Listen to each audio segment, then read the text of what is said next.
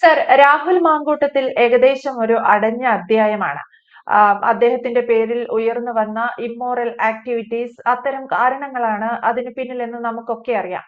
പക്ഷേ ഈ ഈ രാഹുൽ മാങ്കൂട്ടത്തിനെതിരെ അല്ലെങ്കിൽ ഇത്തരം വിഷയങ്ങൾ ഉണ്ടായ സമയത്ത് ആരോപണങ്ങൾ ഉന്നയിച്ച് രംഗത്ത് വന്ന ചിലരുണ്ടായിരുന്നു. അവരെ പിന്താങ്ങിക്കൊണ്ട് മറ്റു പലരും വന്നു. പക്ഷേ ആ സ്ത്രീകളുടെ പേരുകൾ മാധ്യമങ്ങളിലൂടെ പുറത്തു വരാതിരിക്കാൻ നമ്മൾ ഉൾപ്പെടെയുള്ള മാധ്യമങ്ങൾ അങ്ങേയറ്റം ശ്രദ്ധിച്ചിരുന്നു. അവരുടെ ഐഡന്റിറ്റിയോ കാര്യങ്ങളോ നമ്മൾ പുറത്തുവിട്ടിരുന്നില്ല. പക്ഷെ അപ്പോഴും പുറത്തു വന്ന മാധ്യമ മുന്നിൽ ധൈര്യപൂർവ്വം സംസാരിക്കാൻ ചില സ്ത്രീകൾ രംഗത്ത് വരികയും ചെയ്തു. എന്റെ ഒരു ചോദ്യം എന്ന് പറയുന്നത്, ഇവരെ ആരെയും ഇന്നലെ മുതൽ എവിടെയും കാണാനില്ല. അവരൊരു മിഷൻ ഏറ്റെടുത്തു, അത് വന്നു, അത് ഭംഗിയായി പൂർത്തിയാക്കി, അതിനുശേഷം അവർ പോയി. അങ്ങനെ ഒരു പ്രതീതിയാണ് പൊതുവെ ഉള്ളത്. ഇന്ന് സോഷ്യൽ മീഡിയകളിൽ അവരുടെ ഒച്ചയനക്കങ്ങളോ അല്ലെങ്കിൽ ചാറ്റുകളോ സ്ക്രീൻഷോട്ടുകളോ അത്തരം ബഹളങ്ങളോ ഒന്നുമില്ല. അപ്പോൾ ഞാൻ ഈ പറഞ്ഞതുപോലെ ഒരു മിഷൻ അവരെ ഏൽപ്പിച്ചു, അവരത് ഭംഗിയായി നിർവഹിച്ചു, പോയി. അതിൽ രാഹുൽ മാങ്കൂട്ടത്തിൽ അടിപതറി വീണു. അങ്ങനെ നമുക്ക് കാണാൻ സാധിക്കുമോ? ഈ തരത്തിൽ ഈ വിഷയത്തെ നമുക്ക് അഡ്രസ് ചെയ്യാൻ സാധിക്കുമോ? അതിനകത്ത് ഇച്ചിരി തീയില്ലാതെ ഇച്ചിരി അല്ലെങ്കിൽ തീയില്ലാതെ പുക ഉണ്ടാവത്തില്ല എന്നൊരു പഴഞ്ചൊല്ല് പണ്ടുണ്ട്. അത്തരത്തിൽ തീയില്ലാതെ പുക ഉണ്ടാവത്തില്ല. പക്ഷേ ഇതിനകത്ത് നമ്മൾ പരിശോധിക്കുമ്പോൾ ഇതിനകത്ത് രാഹുൽ മാങ്കൂട്ടം തെറ്റ് ചെയ്തോ തെറ്റ് ചെയ്തില്ലയോ എന്നുള്ള സർട്ടിഫിക്കറ്റ് കൊടുക്കാൻ നമ്മൾ ആളല്ല. അതിനകത്ത് ആരോപണങ്ങൾ വരുമ്പോൾ അത് അങ്ങനെയല്ല എന്ന് തെളിയിക്കേണ്ട ഒരു രാഷ്ട്രീയ ബാധ്യത അയാൾക്കുണ്ട്. അത് അയാൾക്ക് ചില ഘട്ടങ്ങളിലും അല്ലെങ്കിൽ ഇതുവരെ തെളിയിക്കാൻ സാധിച്ചിട്ടില്ല. ഒരുപക്ഷെ അത് നാളെ കാലത്തെ തെളിയിച്ച് തിരിച്ചു വരേണ്ട കടമ അയാൾക്ക് മാത്രം. പക്ഷെ ഇതിനകത്ത് നമ്മൾ മനസ്സിലാക്കേണ്ടത്, നേരത്തെ ആദ്യമേ അദ്ദേഹത്തിന്റെ പുറത്തു വന്ന ഒരു വാർത്ത, ആ വാർത്തയ്ക്കകത്ത് നമ്മൾ ഉൾപ്പെടെയുള്ള, അല്ലെ നമുക്ക് അറിയാവുന്ന നമ്മുടെ ചാനൽ ഉൾപ്പെടെയുള്ളവർ, ഈ ചാനൽ ഉൾപ്പെടെയുള്ളവർ ഈ പറയുന്നത് പോലെ ഈ വാർത്ത ഒരു പ്രമുഖ മാധ്യമത്തിൽ വാർത്ത, ഈ പറയുന്ന ആരോപണ വിധേയയായ അല്ലെങ്കിൽ ഇര എന്ന് പറയുന്ന പെൺകുട്ടി ഒരു പ്രമുഖ മാധ്യമത്തിനകത്തുള്ളതാണെന്നും ആ ഇരയെ ഈ പറയുന്നത് പോലെ രക്ഷിക്കുന്നതിന് വേണ്ടി പ്രതിപക്ഷ നേതാവ് പോലും ഇടപെട്ട് അതിനകത്തെ ഏറ്റവും സീനിയർ ആയിട്ടുള്ള ഒരു മാധ്യമ പ്രവർത്തക അവരെ സ്വാധീനിച്ച് അവരെ ഗർഭചിത്രം നടത്തി എന്നൊക്കെയുള്ള വാർത്തയാണെന്ന് വെളിയിൽ വന്നു. അപ്പം അതിനകത്ത് വെല്ലുവിളിച്ച് നിന്ന രാഹുൽ മാങ്കൂട്ടത്തിനെയല്ലേ നമ്മൾ കണ്ടത്. കൊണ്ടുവരൂ, തെളിവ് കൊണ്ടുവരൂ. അപ്പോൾ അന്ന് തെളിവൊന്നും കൊടുക്കാൻ ഇല്ലാതിരുന്ന ഒരു, അല്ലെങ്കിൽ അത്തരത്തിൽ കേസിന് പോകുമെന്ന് പറഞ്ഞിരുന്ന ഒരു മാധ്യമം, അല്ലെങ്കിൽ ഈ പറഞ്ഞ ആരോപണ വിധേയമായിട്ടുള്ള മാധ്യമ പ്രവർത്തക ഒരു 2 മാസം കഴിഞ്ഞപ്പോൾ എവിടെ നിന്നോ 3 കൊല്ലത്തിനപ്പുറം ഉള്ള ഒരു സിനിമാ നടി എന്ന് സ്വയം വിശേഷിപ്പിക്കുന്ന ഒരു സ്ത്രീ, ഞാൻ അവരെ സിനിമാ നടിയായിട്ട് കണ്ടിട്ടുള്ള കാര്യം, സ്വയം വിശേഷിപ്പിക്കപ്പെടുന്ന ഒരു സ്ത്രീ പ്രത്യക്ഷത്തിൽ വരികയും അവർക്ക് ചാറ്റ് അയക്കണം, അവർക്ക് അയച്ചു കാണും. അതുകൊണ്ടാണല്ലോ അവർ വെല്ലുവിളിച്ചത്, ഞാൻ പറയുന്നത് സത്യമല്ലെങ്കിൽ നിങ്ങൾ തിരിച്ച് എന്റെ പേരിൽ ഈ പറയുന്ന മാനനഷ്ടത്തിന് കേസ് കൊടുക്കും. ഇവൻ അയച്ചു കാണുമായിരിക്കും നേരത്തെ. പക്ഷെ 3 കൊല്ലം ഇരുന്ന് നോക്കി അതിന്റെ പുറത്തിരുന്ന് വേണോ വേണ്ടോ എന്ന് തീരുമാനിക്കേണ്ട കാര്യമൊന്നുമില്ലല്ലോ. അവരെ കണ്ടിട്ട് അങ്ങനെ തീരുമാനിക്കേണ്ട ഒരു അവസ്ഥയുമുള്ള സ്ത്രീയല്ല. അവർ മാധ്യമത്തിന്റെ മുമ്പിലാണല്ലോ വന്നത്. എന്തും ബോൾഡായിട്ട് പറയാനും എന്തിനും കരുത്തുള്ള ഇത് വന്നാലെങ്കിലും ഞാനൊരു സിനിമാ നടി ആവട്ടെ എന്ന്, അല്ലെങ്കിൽ നാട്ടുകാർ അറിയട്ടെ എന്ന് വിചാരിച്ചിട്ട് മാധ്യമത്തിന് മുമ്പിൽ വന്നതുപോലെ. ഞാൻ ഇതിനു മുമ്പ് അവരെ കണ്ടിട്ടില്ല, അതുകൊണ്ട് സിനിമാ നടി ആയിരിക്കും എന്നാ അവർ സ്വയം പറയുന്നു. വേറെ ചില സിനിമാ നടികളുടെ ഒക്കെ കാര്യം നമ്മൾക്കറിയാമല്ലോ. ഞാൻ സിനിമാ നടിയായിരുന്നു, ഞാൻ സംശുദ്ധയായിരുന്നു, അല്ലെങ്കിൽ ഞാൻ പലതുമായിരുന്നു എന്നൊക്കെ പറഞ്ഞ ആ മുകേഷിന്റെയും പിന്നെ ബാലേന്ദ്ര മേനോന്റെയും ഒക്കെ പുറകെ നടന്ന ഒരു സിനിമാ നടിയെ നമുക്കറിയാമായിരുന്നല്ലോ. ഞാൻ എന്ന് പറയുന്നത് ഈ സീതാദേവിയുടെ കൂട്ടുള്ള ആളാ. കഴിഞ്ഞ ദിവസം ഇവിടെ വന്നിട്ട് എറണാകുളത്തു നിന്ന് ആ സാധനത്തിനെ അതിന്റെ കൂടെയുള്ളതിനെ എല്ലാം കൂടെ അങ്ങ് പൊക്കിക്കൊണ്ട് പോയി തമിഴ്നാട് പോലീസ്. അപ്പൊ പണി എന്തുവായിരുന്നു മനസ്സിലായില്ല. അപ്പം നമ്മൾ ഇവരെ പല സിനിമാ നടികളും ആണെന്ന് പറഞ്ഞ് നിൽക്കുന്നവരുടെയൊക്കെ പണി നമ്മൾ പരിശോധിക്കുമ്പോഴാണ് ഇവരുടെ കാര്യം അങ്ങനെയൊന്നുമല്ല. ഇവർ സിനിമാ നടിയാണെന്ന് നമ്മൾ സിനിമ കൂടുതൽ കാണാത്തോണ്ടായിരിക്കും ഇവരെ നമ്മൾ കണ്ടിട്ടില്ല. ഞാൻ പറഞ്ഞ, അപ്പൊ അവര് വന്നു.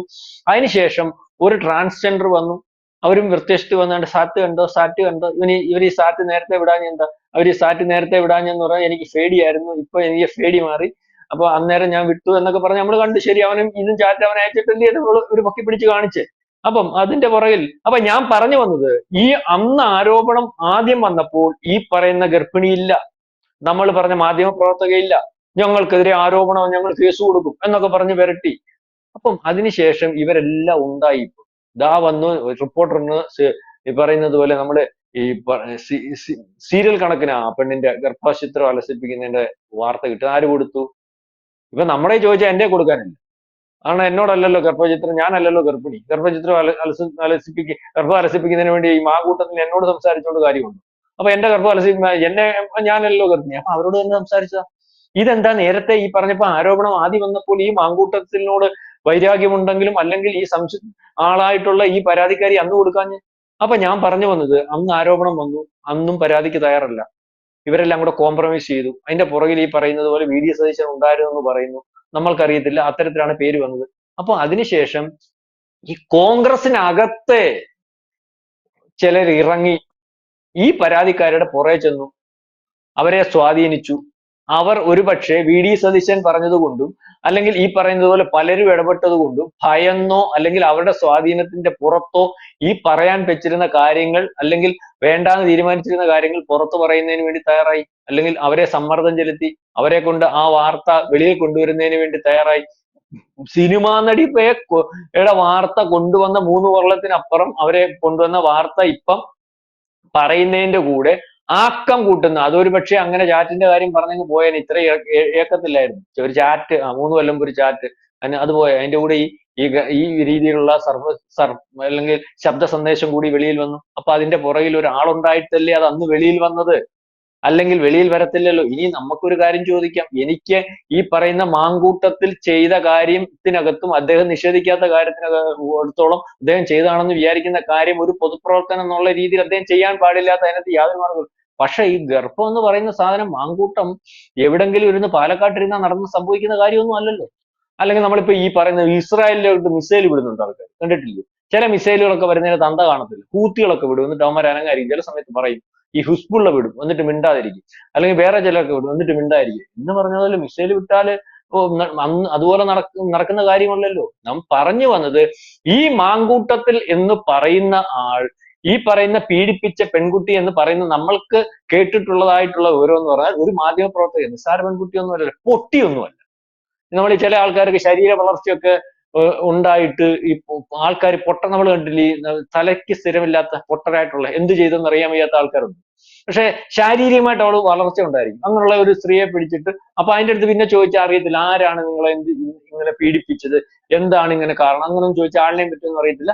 അവർക്ക് മാനസിക വൈകല്യം ഉണ്ടായതുകൊണ്ട് അതിന് പറയാനൊന്നും അറിയത്തില്ല. അങ്ങനത്തെ ആളൊന്നും അല്ലല്ലോ, ഒരു മാധ്യമ പ്രവർത്തകയാണ്. ആരുടെ മുമ്പിലും മൈക്ക് അങ്ങോട്ട് നീട്ടിയിട്ട് ആവശ്യമുള്ളതും ആവശ്യമില്ലാത്തതും ഒക്കെ ചോദിക്കുന്ന മാധ്യമ പ്രവർത്തക. ഇതുപോലെ ഒരു നടക്കും 9 നടക്കും ഒക്കെ ഈ പറയുന്ന ഒരു രാഷ്ട്രീയക്കാരനും മാധ്യമപ്രവർത്തകരും തമ്മിൽ വലിയ വ്യത്യാസമൊന്നുമില്ല. രാഷ്ട്രീയക്കാരനെക്കാട്ടി വലിയ മിടുക്കന്മാരാ മാധ്യമപ്രവർത്തകർ.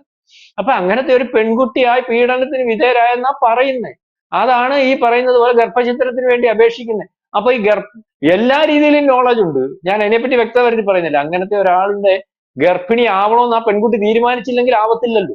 അല്ലെങ്കിൽ ഈ പെൺകുട്ടി തയ്യാറാവാതെ ഈ പറയുന്നത് പോലെ, ഞാൻ മുംബൈയിലെ ഹൂത്തികൾ മിസൈൽ ഇടുന്നത് പോലെ രാഹുലും മാങ്കൂട്ടത്തിന് എവിടെ നിന്ന് മിസൈൽ ഇട്ടാൽ നടക്കുന്ന കാര്യമൊന്നും അല്ലത്.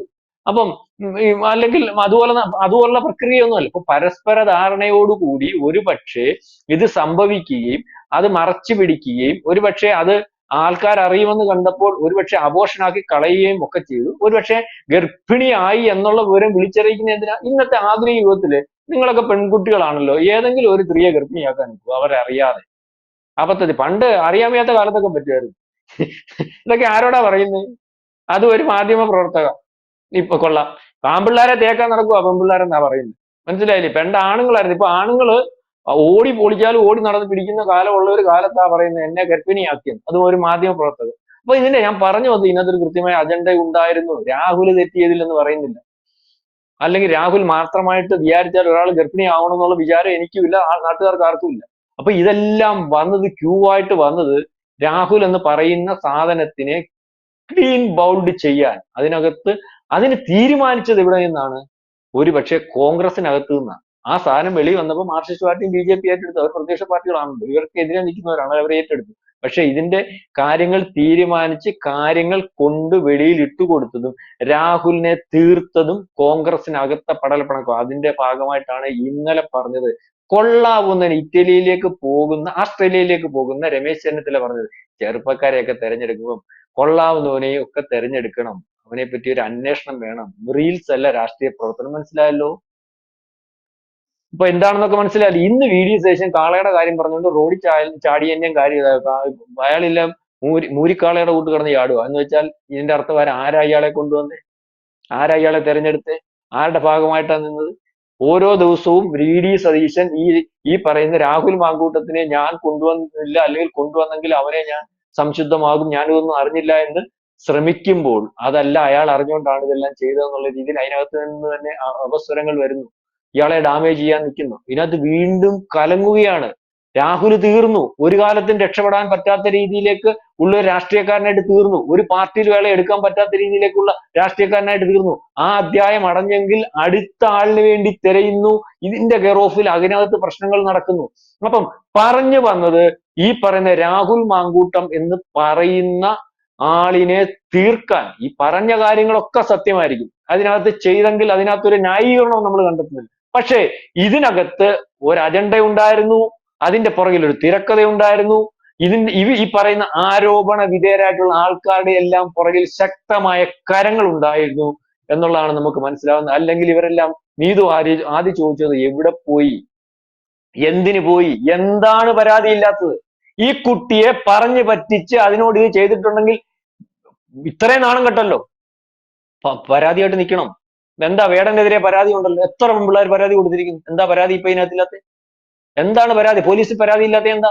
എന്താണ് ട്രാൻസ്ജെൻഡർ പരാതി കൊടുക്കാത്ത? എന്താണ് സിനിമാ നടി പരാതി കൊടുക്കാത്ത? എല്ലാം തീർന്നു. ഇനി പരാതിയുടെ കാര്യമില്ല. അവർക്ക് പരാതി കൊടുത്താൽ അതിന് മറുപടി പറയാനും, അല്ലെങ്കിൽ അത്തരത്തിൽ പോലീസ് ചോദിക്കുമ്പോൾ ഉള്ള മറുപടിക്കെങ്കിലും പോകണം. അതിന് പോലും അവർക്ക് താല്പര്യമില്ല. അതിന് പോലും വെളിയിൽ വരുന്നതിന് താല്പര്യമില്ല. അപ്പം അവരൊരു ഉദ്യമം ഏറ്റെടുത്തു. ആരുടെയോ ഭാഗത്തു നിന്ന് അവർ ആരോ ഏൽപ്പിച്ചു ഒരാളെ തീർക്കുന്നതിന് വേണ്ടി. ആ തീർത്തു, അയാളെ ക്ലീൻ ബൗൾഡ് ആക്കി. ആ കാര്യം നടന്നു. അവർ പിന്നാമ്പറങ്ങില്ല, തിരശീലയ്ക്ക് നമ്മൾ പറയത്തില്ലേ, തിരശീലകൾക്ക് പുറകിലേക്ക് മറഞ്ഞുപോയി എന്ന് വേണം മനസ്സിലാക്കാൻ. അതാണ് ഈ പറയുന്ന വിഷയത്തിൽ ഒരു സാധാരണക്കാരനും അല്ലെങ്കിൽ ബുദ്ധിയുള്ള ഒരാൾക്കും ഒക്കെ വളരെ വിശദമായിട്ട് വിചാരിച്ചാൽ അങ്ങനെ നോക്കിക്കണ്ടാൽ മനസ്സിലാവും. എന്തായാലും രാഹുൽ മാങ്കൂട്ടത്തിന്റെ ഭാവി അല്ലെങ്കിൽ രാഷ്ട്രീയ ഭാവി അവർ വിചാരിച്ചതുപോലെ ഈ രീതിയിൽ അവസാനിപ്പിക്കാൻ അവർക്ക് സാധിച്ചു എന്നുള്ളതാണ്. അതിനുശേഷം ഈ ഒരൊറ്റയാളെ പോലും നമ്മൾ എവിടെയും കണ്ടിട്ടില്ല എന്നതും വളരെ ശ്രദ്ധേയമാണ്. ഒപ്പം കോൺഗ്രസിനകത്തെ പടലപ്പിണക്കങ്ങളെ മുതലെടുക്കാൻ മറ്റ് രാഷ്ട്രീയ പാർട്ടികൾക്കും ഇതുവഴി സാധിച്ചിട്ടുണ്ട്. ആകെ നീറിപ്പുകഞ്ഞിരുന്ന കോൺഗ്രസിൽ നിന്ന് രാഹുൽ മാങ്കൂട്ടത്തിന്റെ ഒരു സസ്പെൻഷൻ, തൊട്ടു പിന്നാലെ അദ്ദേഹത്തിന്റെ രാഷ്ട്രീയ ഭാവി എല്ലാം അസ്തമിപ്പിച്ച വളരെ വളരെ ദാരുണമായ ഒരു സംഭവം, അല്ലെങ്കിൽ ആസൂത്രിതമായ ഒരു ഗൂഢാലോചനയുടെ ഭാഗം എന്നുകൂടി നമുക്ക് ഇതിനെ വിശേഷിപ്പിക്കാം. വ്യക്തമാണ്. Thank you Prashanth sir.